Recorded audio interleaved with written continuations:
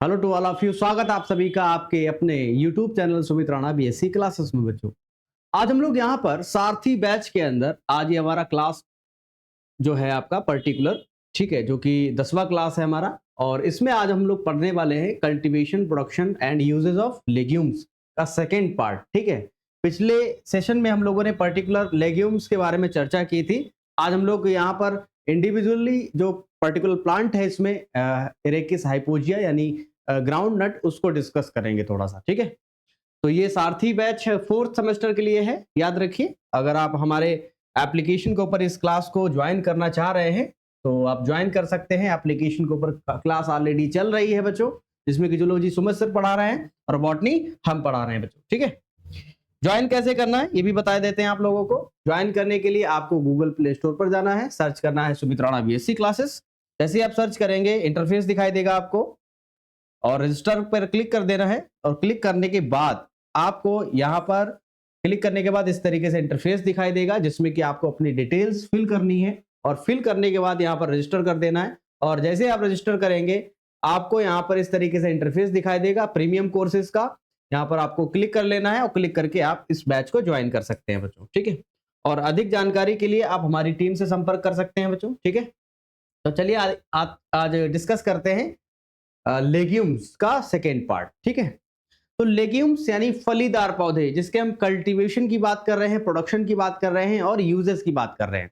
दालें जिसमें की आती हैं आपकी, ठीक है, और इसमें सबसे ज्यादा प्रोटीन कंटेंट सबसे ज्यादा पाया जाता है, इस बात का भी ध्यान रखना है। ठीक है, हम लोग पिछले सेशन में कुछ बातें कर चुके थे और आज हम लोग यहाँ पर ग्राउंड नट पढ़ने वाले हैं बच्चों। ठीक है, जिसको आप एरेकिस हाइपोजिया के नाम से जानते हैं, जैसे कि आप देख रहे हैं मूंगफली इसको कहा जाता है। ठीक है, तो आज हम लोग पढ़ेंगे सारथी बैच के अंदर पर्टिकुलर ग्राउंड नट। ठीक है, तो ग्राउंड नट मूंगफली की बात कर रहे हैं। ठीक है, जो कि एक ऑयल सीड क्रॉप है, याद रखिए, यानी इसके अंदर फैट की क्वांटिटी सबसे ज्यादा पाई जाती है।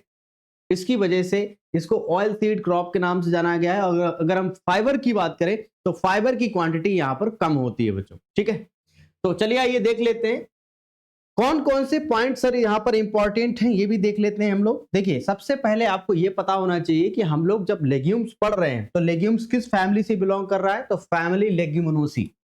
फैमिली लेग्यूमिनोसी जो फैमिली है, इसी में लेग्यूम्स रखे गए हैं, फैमिली लेग्यूमिनोसी। ओके, इसको हम फैबेसी के नाम से भी जानते हैं। ओके, तो फैमिली लेग्यूमिनोसी का ये पौधा है या प्लांट है या क्रॉप है, ग्राउंड नट जिसको बोलते हैं, जिसको हम लोग पीनट के नाम से भी जानते हैं।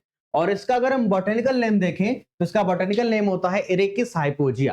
ठीक है, जो कि इंडिया में उगाई जाने वाली एक इंपॉर्टेंट ऑयल सीड क्रॉप है, याद रखिए, क्योंकि इसके अंदर फैट की क्वांटिटी सबसे ज्यादा होती है और फाइबर की क्वांटिटी सबसे कम होती है। इस बात का ध्यान रखना है आप लोगों को।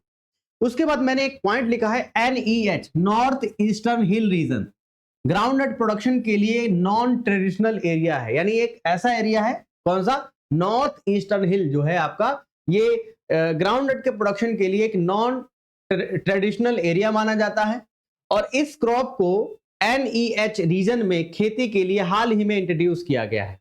यानी पहले NEH रीजन के अंदर खेती नहीं की जाती थी ग्राउंड नट की, लेकिन अब हाल ही में क्या है, इसको इंट्रोड्यूस किया गया है और यहां पर इसकी खेती की जाती है। ठीक है, और एक खास बात ये रबी और खरीफ दोनों तरीके की ये क्रॉप है आज जो हम लोग ग्राउंड नट पढ़ रहे हैं। ठीक है, तो मैंने कुछ पॉइंट लिखे हैं, लिखा है इसे खरीफ सीजन के दौरान रेनफेड क्रॉप के रूप में सफल पाया गया है, यानी जब बरसात होती है, ठीक है, तो बरसात के समय में इसको अच्छा माना गया है। और ये एक ईल्ड पोटेंशियल वाली, एक हाई ईल्ड पोटेंशियल वाली एक क्रॉप मानी जाती है। और इसको हम लोग food, feed, cover crop, soil fertility बहाल करने के जैसे जो भी अलग अलग पॉइंट्स हैं, कहने का मतलब है भोजन के रूप में, चारे के रूप में, ठीक है, सॉइल फर्टिलिटी को बढ़ाने के रूप में इस क्रॉप का इस्तेमाल किया जाता है। इस बात का ध्यान रखना है। क्यों क्रॉप रोटेशन में क्यों कर रहे हैं सर, क्योंकि आप जानते हैं पर्टिकुलर जो क्रॉप्स ये जो है आपका लेग्यूमिनोसी के अंदर जितने भी लेग्यूम्स पाए जाते हैं मोस्ट ऑफ, क्योंकि इनके अंदर नाइट्रोजन फिक्सेशन करने की कैपेसिटी पाई जाती है, क्योंकि इनकी जो जड़ें होती हैं, रूट्स जो होती हैं, उन रूट्स के अंदर जो नोड्यूल्स पाए जाते हैं, गांठें पाई जाती हैं, उन गांठों के अंदर क्या होता है, एक बैक्टीरिया होता है राइजोबियम, जो कि एटमॉस्फेरिक नाइट्रोजन को एक सॉल्ट की फॉर्म में कन्वर्ट कर देता है, जिससे कि वो एज ए मैन्यूर कह सकते हैं की फॉर्म में यूज कर सकता है, खाद के रूप में इसको यूज कर सकता है।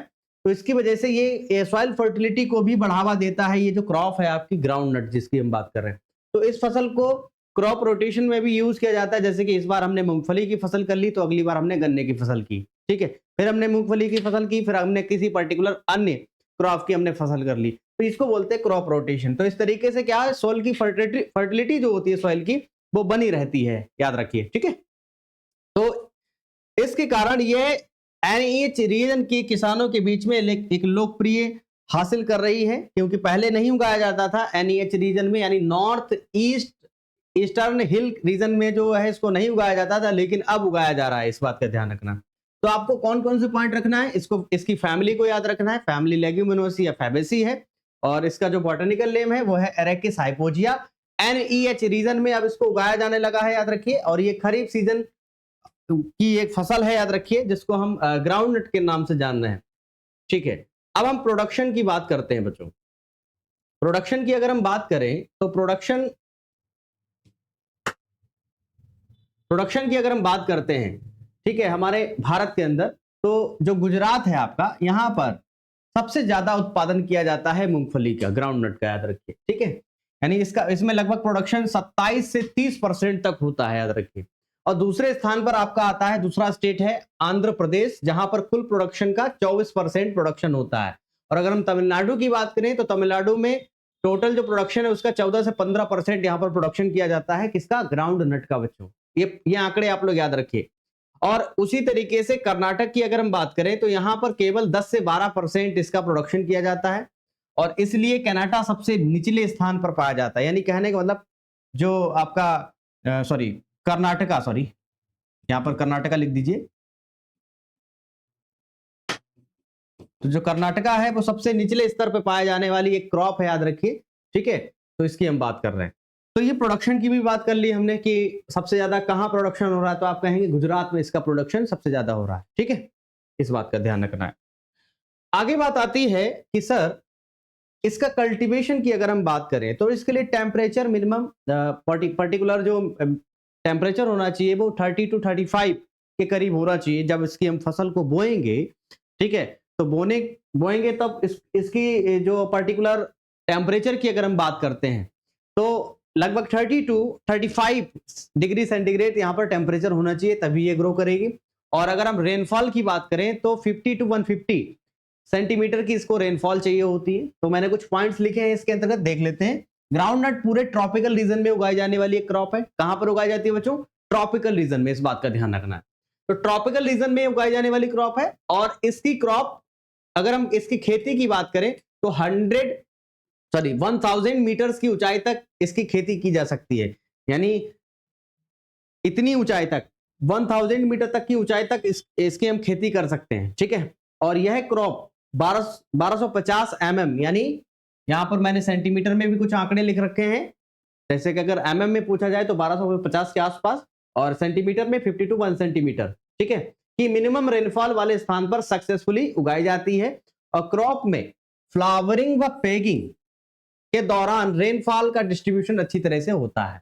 यानी फ्लावरिंग यानी जब पुष्पन होता है इसके अंदर, ठीक है, पैगिंग की प्रोसेस होती है, तब उस दौरान जो है रेनफॉल का डिस्ट्रीब्यूशन अच्छी तरीके से होता है इस प्लांट में। अच्छा, अगला पॉइंट क्या लिखा है कि सॉइल कैसी चाहिए होगी सर इसके लिए। सॉइल, कौन सी सॉइल इसके लिए फेवरेबल होगी, सुइटेबल होगी।